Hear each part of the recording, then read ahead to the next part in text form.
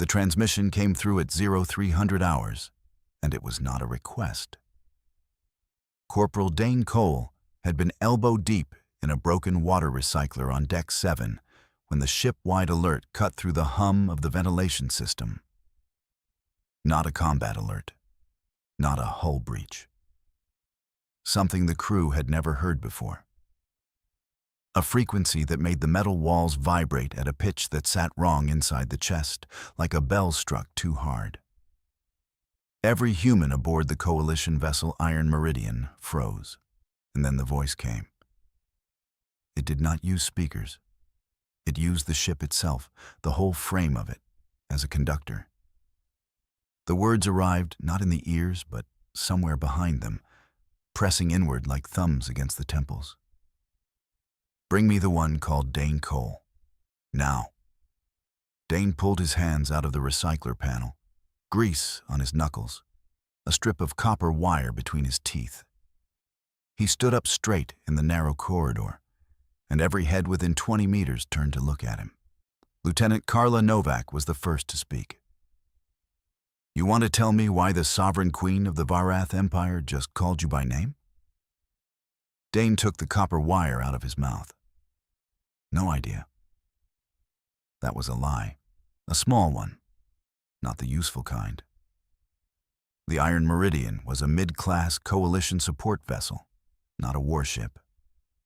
It carried repair teams, field medics, diplomatic supply chains, and one embedded cultural liaison unit that almost nobody on board took seriously. Dane was part of that unit. A specialist, technically. Rank of corporal, practically.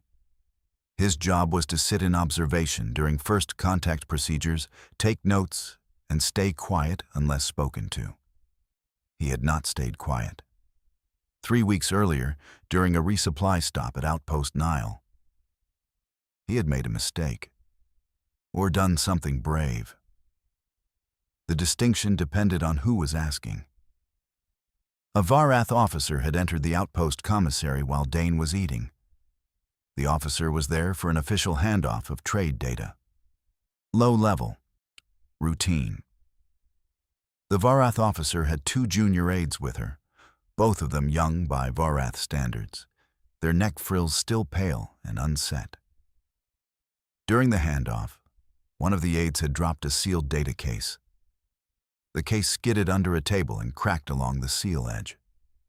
It was not catastrophic. But under Varath protocol, a cracked seal on official diplomatic material was a publicly visible failure, the kind that followed an aide for a decade. Dane had picked up the case without thinking, or he had also, without thinking, held it so the cracked edge faced inward toward his palm. He handed it back with the damage hidden. The aide took it. The officer saw none of it. It had taken 4 seconds. Dane had gone back to his meal. He had not thought about it again until now. Now he stood in a corridor with grease on his hands, while Carla Novak looked at him like he had personally rescheduled the end of the world. The Varath Empire was not an enemy of the Coalition. They were also not friends. They occupied a political position best described as, "We are watching you develop and reserve the right to be disappointed." They had technology the Coalition did not understand. They had population numbers that made Coalition census data look like a rounding error. They had never fired on a Coalition vessel, which the Coalition High Command interpreted as either profound respect or profound disinterest. And no one had been brave enough to find out which. Nay, their queen, Sovereign Vael-Thu, ruled not through election or inheritance in any way humans understood it. She ruled because she had won. The Varath political system involved a form of ongoing challenge that had not produced a new sovereign in 60 years. Vael-Thu had held her position for all 60 of those years. She was, by every metric the Coalition's xenoanthropology division could produce, the most politically dangerous individual in the known systems, and she had called Dane Cole by name. Carla crossed her arms. The Admiral is going to want an explanation. The Admiral is going to want me off this ship, Dane said. That too. The summons was not delivered through diplomatic channels. It did not come with a time window or a formal request for coalition authorization. It came the way a Varath summons always came, at which the coalition's briefing materials described with the clinical phrase, directive intent communication. What it meant in practice was that Viel Thu had already decided Dane was coming. She was simply informing the universe. Admiral Grace Tully convened an emergency staff meeting in under 7 minutes. Dane was brought in and sat at the far end of the table. He did not speak unless spoken to. That, at least, he had practice with. Tully was 61, short, and had the kind of face that had stopped doing anything optional decades ago. She looked at Dane the way a mechanic looks at an engine making a sound it should not be making. Not angry. Assessing. "Corporal Cole," she said, "start talking." Dane talked. He told her about the commissary, about the data case, about the 4 seconds. He did not editorialize. He did not explain why he had done it. He did not know why he had done it. It had simply seemed like the thing to do. The room was quiet for a long moment after he finished. Commander Eli Payne, the ship's senior diplomat, leaned forward. "You hid the damage on official Varath diplomatic material." "Yes, sir." "In front of a Varath officer." "I don't think she saw."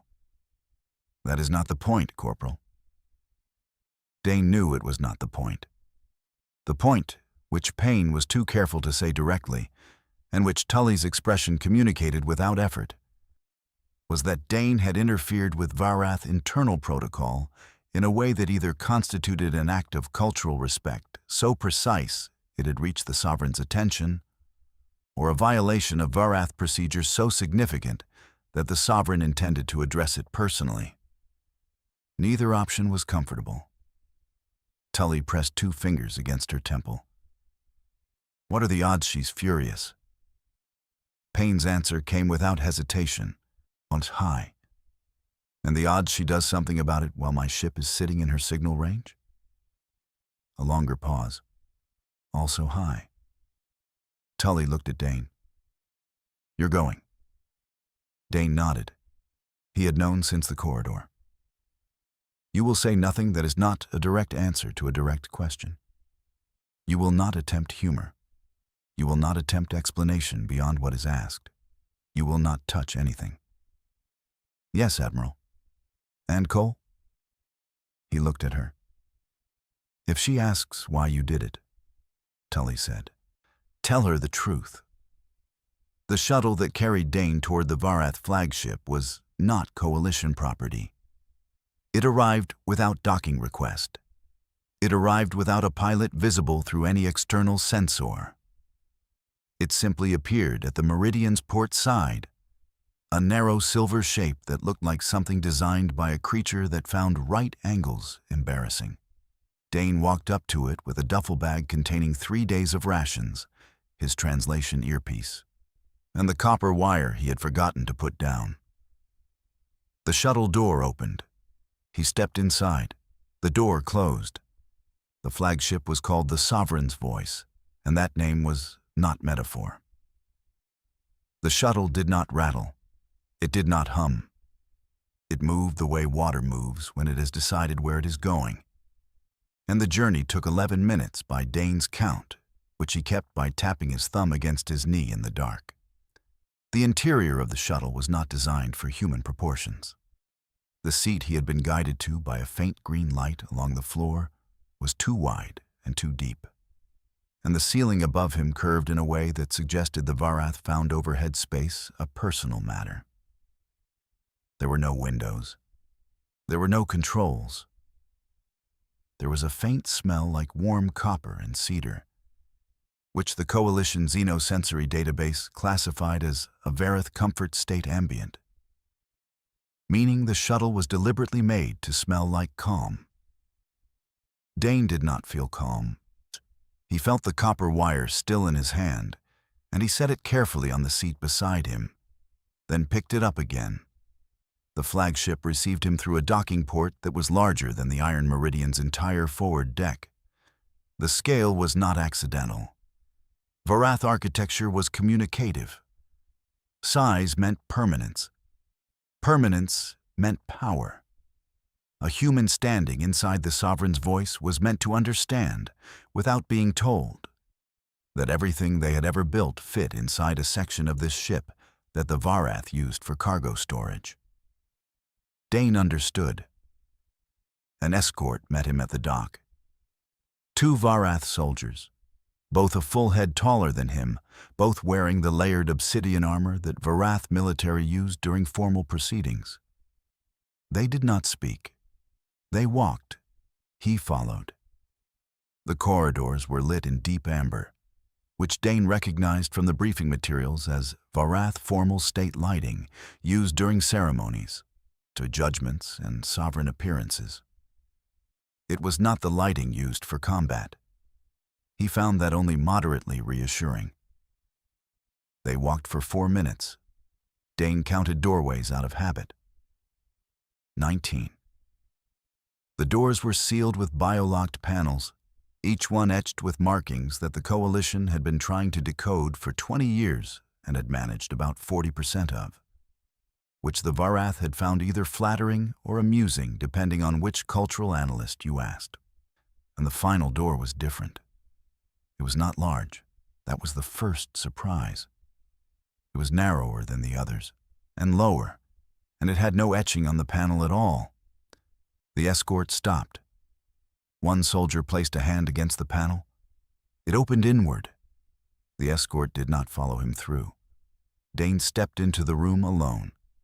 The chamber was circular, domed, and empty of furniture except for a single elevated platform at the center and the figure standing on it. Sovereign Vael Thu was not what the Coalition's image files had prepared him for. The files showed a tall figure in ceremonial armor during formal addresses, surrounded by a court of advisors, lit for broadcast in the gold and violet combination that Varath media used for sovereign appearances. The files showed a face held in the careful stillness of someone who had spent 60 years learning that every expression was a statement. What Dane saw was a woman, by the loosest functional definition, standing on a platform in what he slowly recognized as informal dress, which for Varath royalty meant armor that was only partially assembled. The neck frills were extended and fully saturated in deep violet, which the briefing materials listed under extreme emotional state, category unspecified. Her eyes, 4 of them, were all open and all focused on him, which the briefing materials listed under full attention, significance high. She was furious. That much was clear before she said a word. Dane stopped 3 meters from the platform. He did not bow, because the Coalition briefing said bowing to a Varath sovereign was an acknowledgement of defeat, and he had not been defeated yet. He stood straight. He met all 4 eyes. She looked at him for a long time. Then she spoke. The translation earpiece converted her words with a half-second delay, which Dane had been warned about. And the delay was significant, because it meant the emotional register of her voice arrived before the meaning did. And what arrived first was not the fury he had expected. It was something that the earpiece rendered after its half-second consideration as grief. "You protected my daughter," she said. Dane did not move. "The aide who dropped the case," she continued, and her voice carried something that even the earpiece's flat translation could not entirely flatten, "is my youngest daughter. She was in the field for her first formal posting, a small assignment, chosen so the stakes would be low." Dane said nothing. "She did not tell me what you did," Vael Thu said. She filed her report with the damage listed as a pre-transit flaw in the seal. The discrepancy was caught in audit 3 weeks later. The sovereign's neck frills shifted, a slow movement that the briefing materials listed under controlled grief, type, parental. She would have lost her posting, her record. You must 10 years of standing. She is 17 years old. Dane found that he was still holding the copper wire. I called you here, Vailthu said, because I needed to understand why a coalition corporal, with no stake in my daughter's career, with no diplomatic instruction to do so, with no personal gain possible from the act, chose to protect her. She stepped down from the platform. She was taller than him by nearly half a meter. She looked at him the way his grandmother had once looked at him after he had done something she did not have a category for yet. Something that required a new shelf in the room where she kept her understanding of people. So tell me, said the sovereign queen of the Varath Empire, her voice carrying 60 years of command and something underneath it that sounded startlingly like a parent who had spent 3 weeks afraid. Why did you do it? Dane looked at her, and he thought about what Admiral Tully had told him. Tell her the truth. She looked scared, he said, and she was trying not to show it, and fixing it cost me nothing. The room was very quiet. Vailthu's neck frills went still. That is all? She asked. That is all. The sovereign was quiet for a long time. Long enough that Dane began to wonder if the earpiece had failed, and he had said something catastrophically wrong and was simply waiting to learn the consequences. And then she said something. The earpiece took its half-second. The translation it offered was not a political statement. It was not a threat. It was not a diplomatic overture or treaty clause, or any of the 17 categories of Varath royal address that coalition briefings had documented. The earpiece translated her words as, I have ruled for 60 years, and I have never once heard an answer that simple. She looked at him. Sit down, Corporal Cole, she said. Uncle, we are going to talk for a while. There was no chair for him, so he sat on the floor of the platform. The sovereign sat across from him, which the briefing materials had no category for at all. She asked him questions for 2 hours, not political questions, not coalition intelligence questions, not the kind of questions that Dane had prepared for in the 6 minutes between learning he was going and boarding the shuttle.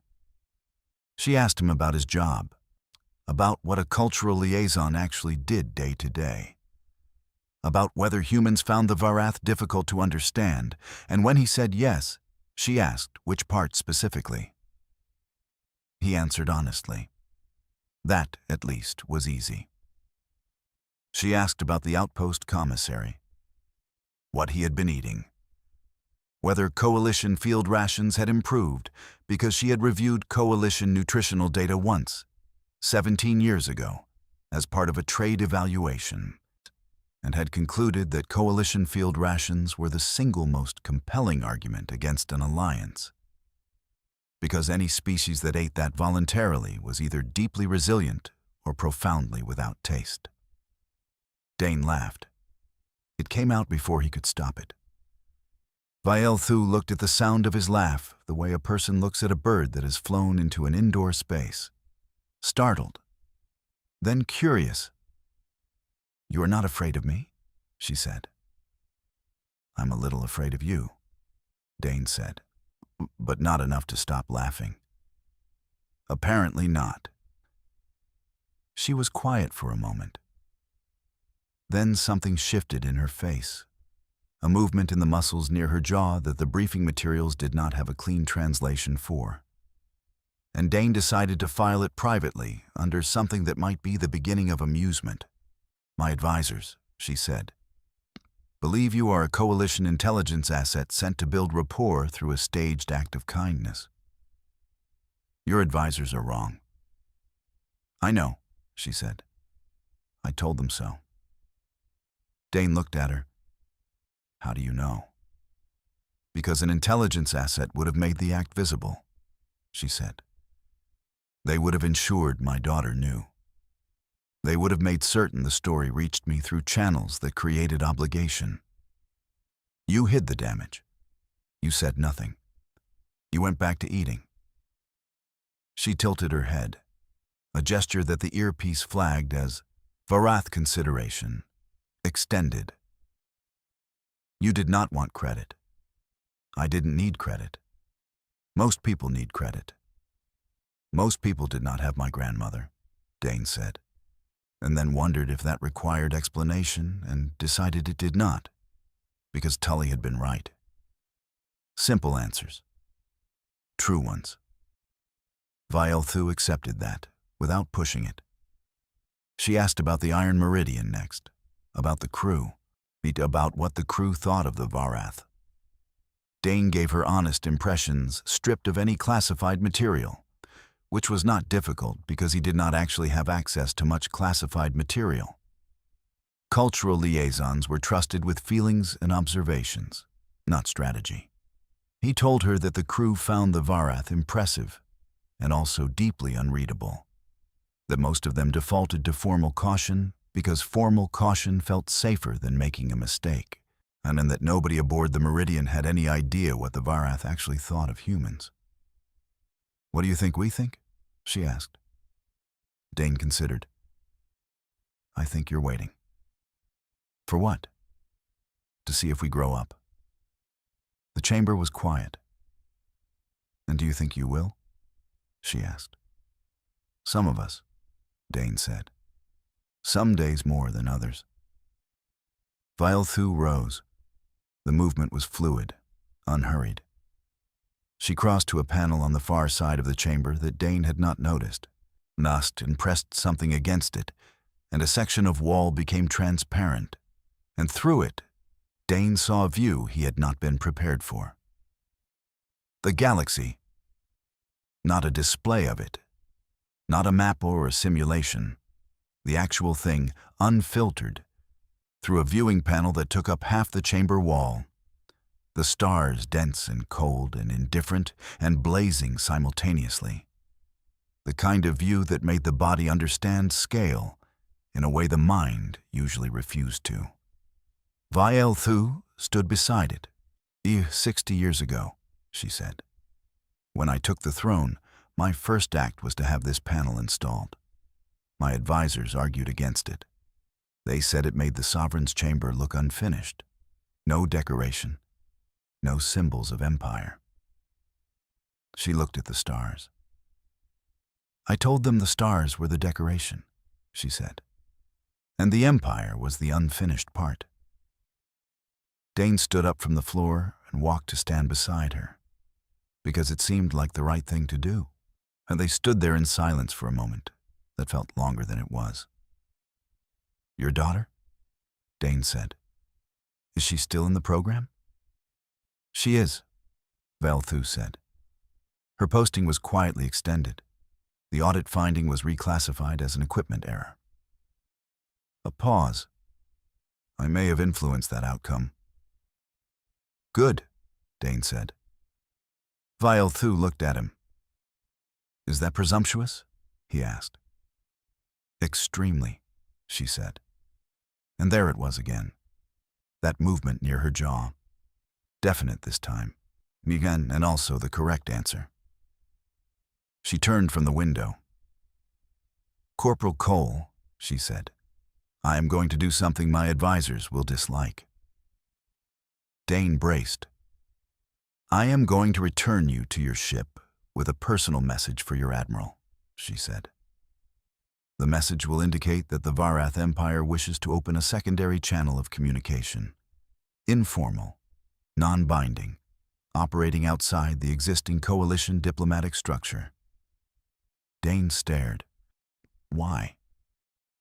Because the existing structure, she said, is operated by people who need credit. She looked at him steadily. And I would like to try speaking to someone who does not. She held out a small object.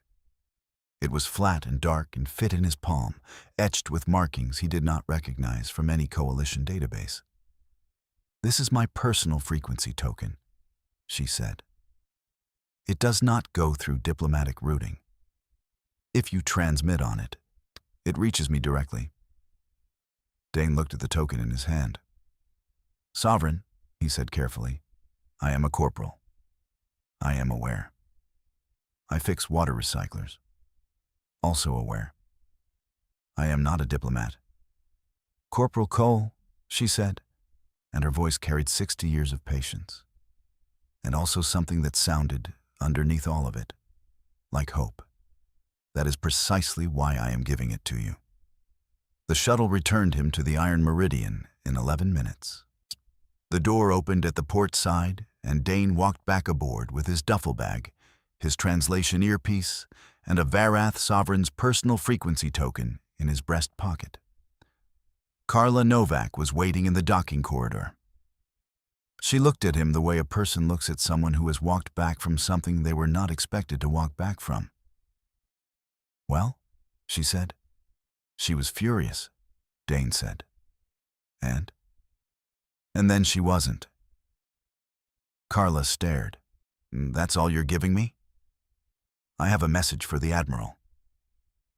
Carla fell into step beside him. "Dane, what happened in there?" Dane thought about the stars through the panel, about the Sovereign sitting on the floor across from him because there was no chair, about a 17-year-old girl on her first posting, trying very hard not to show that she was scared. "She asked me a question," he said. "What question?" "Why I did it." "And you told her?" "Yeah." "What did you tell her?" Dane put his hand against his breast pocket, felt the hard edge of the token through the fabric. "That it cost me nothing," he said. "And she was scared. And that was enough." Carla was quiet for a moment. "That's it?" "That's it." Admiral Tully was waiting in the briefing room, and she looked at Dane with the same mechanic assessing engine expression she had worn 2 hours ago, except now there was something else underneath it, something careful and watchful and not entirely unlike hope. Dane sat down. He put the token on the table between them. Tully looked at it. "She wants a secondary channel," he said. "Informal. Outside coalition diplomatic structure. Direct." Tully did not touch the token. "Why?" "Because she wants to talk to someone who is not trying to get something." The room was quiet for a long time. Tully picked up the token. She turned it over in her hands, the way you hold something you are not sure is real yet. "She gave this to a corporal," she said. "Yes, Admiral." "Who fixes water recyclers?" "Yes, Admiral." Tully set the token down. "Get some sleep, Cole," she said. "And for the love of everything, wash your hands." Dane looked down. Still had the grease on his knuckles from the recycler 3 hours ago. The copper wire was in his pocket again somehow.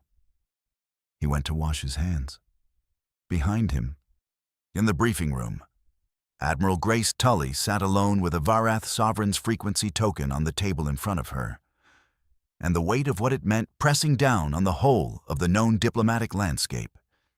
And she thought about a corporal who had hidden a cracked seal in his palm because a kid looked scared. She thought about that for a long time.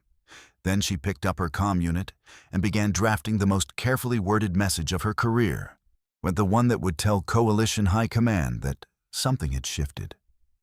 Something small and strange and carrying more consequence than anyone yet understood. She did not tell them how it started. They would not believe her. The message from Coalition High Command arrived 48 hours after Dane returned to the Iron Meridian, and Admiral Tully read it, standing in her office with her coffee going cold on the desk beside her. The message was long. It was thorough, and it used 9 different categories of official coalition seal and 4 levels of diplomatic classification.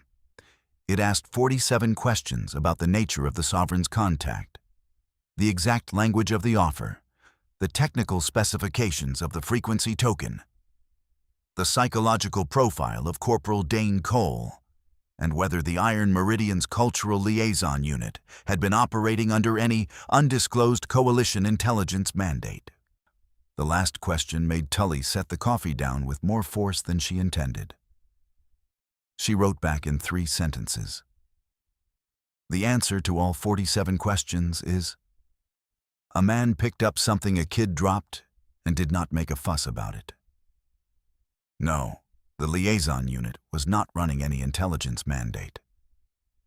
Yes, the token is real, and I suggest we proceed carefully and simply because that appears to be what the sovereign responds to. She sent it. Coalition High Command responded in 6 hours with a formal request for in-person debriefing and a delegation of 14 diplomats. Tully ignored the delegation request. She forwarded the debriefing request to Dane. Dane read it sitting on the floor of the water recycler room with the panel open in front of him and a secondary fault he had found that morning and was determined to fix before it became a primary fault. He read the debriefing request twice. Then he looked at it the way a person looks at a document that is trying very hard to make something complicated out of something simple. He set it aside. The secondary fault in the recycler was a worn seal on the intake valve. It was not dramatic. It did not require special tools. It required patience and a strip of the right-grade copper wire, which he happened to have in his pocket. He fixed it in 20 minutes. He filed the repair report. And then he sat on the floor of the recycler room and looked at the Varath frequency token, which he had kept in his breast pocket since Tully handed it back to him, with a look that said she trusted him with it more than she trusted 14 diplomats with it. He was still a corporal. He still fixed water recyclers. He was also, apparently, the only direct line of communication to the most powerful individual in the known systems. He found it more funny than he found it overwhelming, which might have been a character flaw, and which was probably why it had worked. He did not transmit on the token that day, or the next. He waited until he had something worth saying. 3 days later, a junior officer named Pete Warren came to him in the mess hall, looking like a man who had done something he could not undo and did not know how to say it. Pete was 23, fresh posting, assigned to the comms array. His hands would not sit still. Dane put a coffee in front of him. Pete talked for 10 minutes without Dane asking any questions. The short version was that Pete had been running unofficial scans of Varath communication frequencies out of what he described as pure curiosity, not espionage, I swear. And he had clipped the edge of a Sovereign-class channel by accident and logged it before he realized what it was. And now the log existed, and he did not know whether to delete it or report it or panic quietly until the universe resolved the situation for him. And Dane looked at him. "Delete the log," he said. "But what if—" "Pete," Dane said. "Delete the log." Pete deleted the log. It was not heroic. It was not strategically significant. It was the kind of small intervention that left no record and cost nothing and mattered anyway. Dane finished his coffee. That evening, he picked up the frequency token and transmitted a single sentence to the Sovereign's personal channel. He sent, "I had another one today. Small thing. Kid made a mistake. Didn't mean it. Took care of it." He sent it not because he expected a response. He sent it because the Sovereign had asked him to communicate directly, and he had found something that was the precise truth of who he was and what he did, every day, in the recycler rooms and corridors of a mid-class support vessel where nothing important was supposed to happen. The response came back in 40 seconds. Viel Thu wrote, "I know. I have been watching, and I wanted to see if the first time was a pattern or an accident." Dane stared at the message for a long time. Then he wrote back. And? She wrote, pattern. Definitely pattern. Then, after a pause of about 5 seconds, my advisors are still unhappy about this arrangement. Dane wrote, mine too. Another pause. Viel thu. Good. Unhappy advisors mean neither of us is doing this for the wrong reasons. Dane set the token down on his knee. Outside the small porthole above the recycler panel, the stars held their positions in the indifferent dark, exactly as they had for longer than anything alive could calculate. Burning without ceremony, present without needing acknowledgement. He thought about a 17-year-old girl on her first posting, trying not to look scared. He thought about the Sovereign sitting on the floor of the most powerful ship in the known systems, because there was no chair and she had not made it a problem.